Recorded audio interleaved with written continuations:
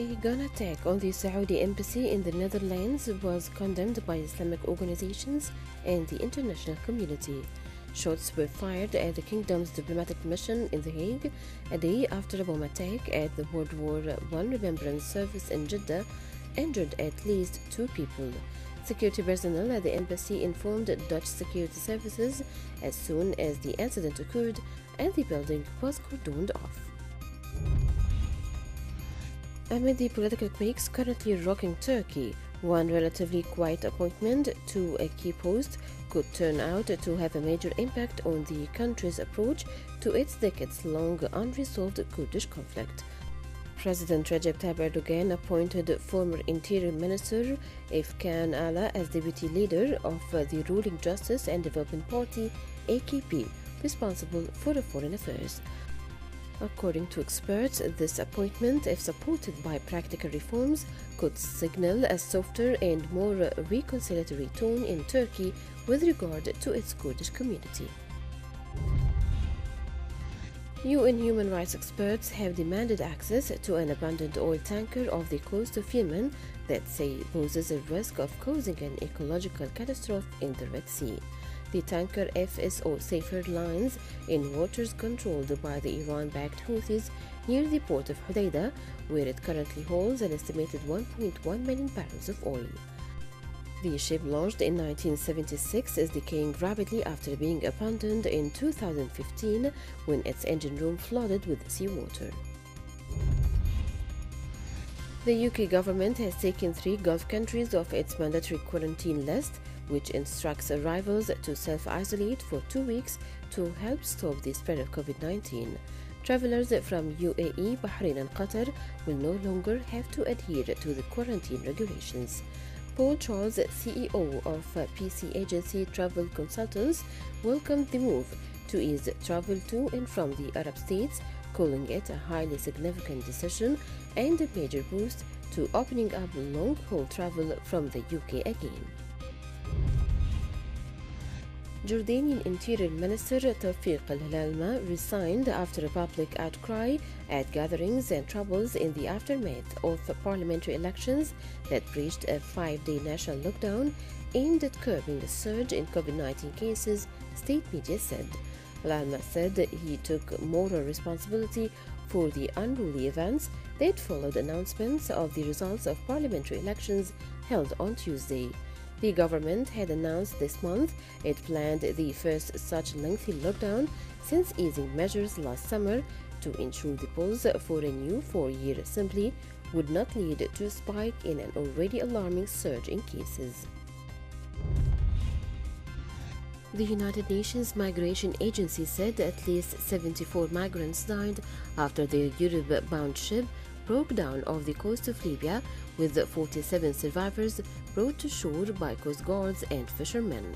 The boat was carrying over 120 migrants, including women and children, when it capsized off the coast of the Libyan port of Khamis, said the International Organization for Migration. Only 47 people were rescued by the Libyan Coast Guard and fishermen and brought to shore. The UN Refugee Agency said about 11,000 people have crossed from Ethiopia to Sudan, fleeing the conflict in their home country, and an estimated 50% of them are children. The UNHCR representative Axel Bishop told reporters that the agency had built a response plan for about 20,000 people. He added that the UNHCR and local authorities have identified one side 70 to 100 kilometers from the border at which to host the influx of refugees, and we're working to identify others. The international force that monitors the Israeli-Egyptian peace agreement said that 8 peacekeepers, including 6 Americans, were killed when one of its helicopters crashed during a routine mission in Egypt's Sinai Peninsula. A 9th peacekeeper was badly injured. The multinational force and observers said a French peacekeeper and Czech member of the force were also killed. It did not release the names of the dead, pending notification of their families. It said the injured peacekeeper was American.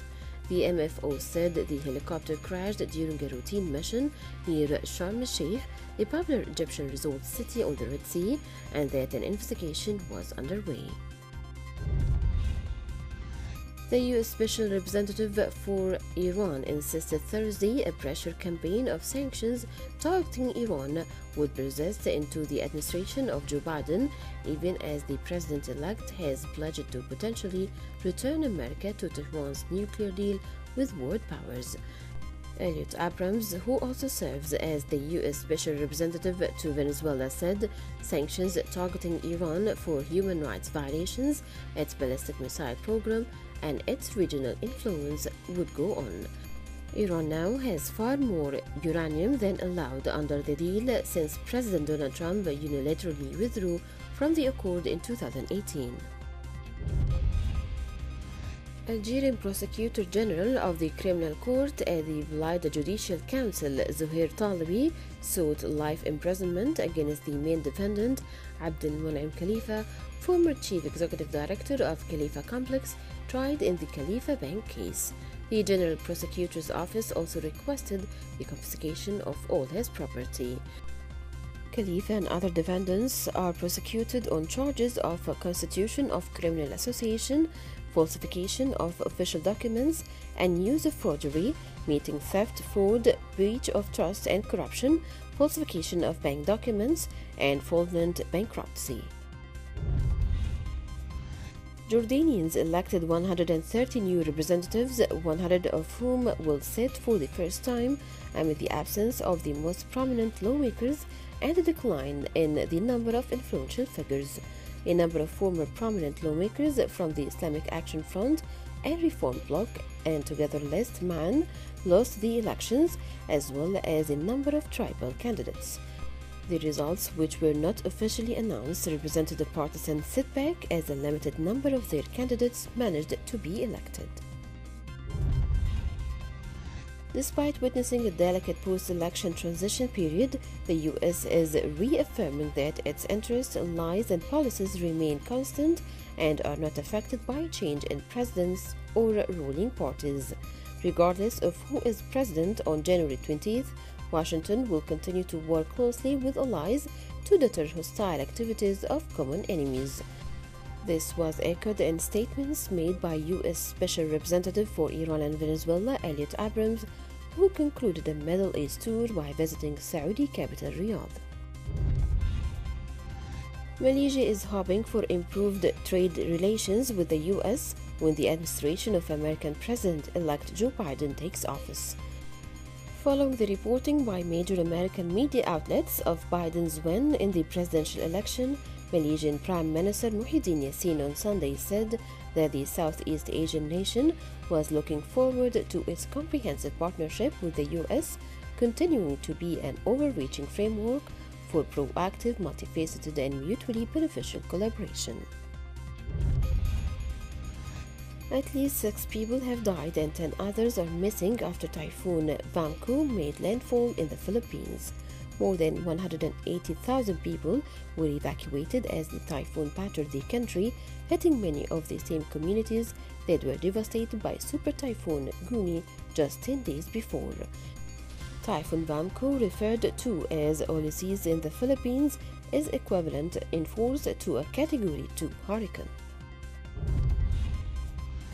The World Health Organization and U.S. Centers for Disease Control (CDC) said in a joint report that measles killed an estimated 207,500 people last year after decade-long failure to reach optimal vaccination coverage, resulting in the highest number of cases for 23 years. The death toll in 2019 was 50% higher than a historic low reached in 2016, and all WHO regions saw an increase in cases, adding up to a global total of 869,770. This year, there have been fewer cases, but the COVID-19 pandemic has further set back vaccination efforts, with more than 94 million people at risk of missing measles vaccines in 26 countries that have paused their vaccination campaigns, including many countries with ongoing outbreaks.